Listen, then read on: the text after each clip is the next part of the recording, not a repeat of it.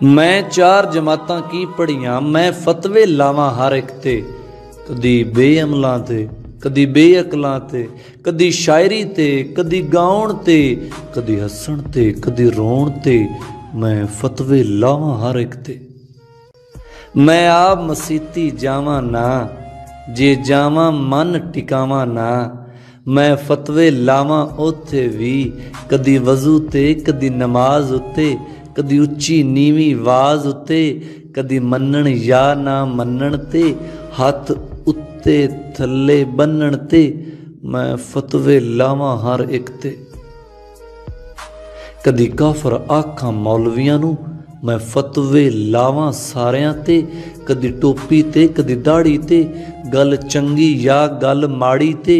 कदी शहीदां ते, कदी मरियां ते, कदी मनाउंदे जम्मण वरियां ते, कदी जंगां ते, कदी जहाद उत्ते। मैं फतवे लावां हर एक ते।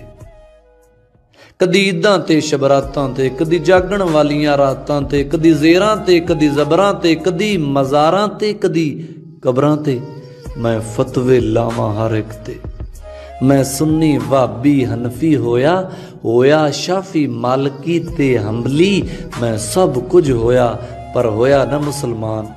मैं चार किताबां जो पढ़ियां, अपने इलम दियां लावां तड़ियां। वेला मेरे इलम दा ठूठा जे, हर फतवा मेरा झूठा जे।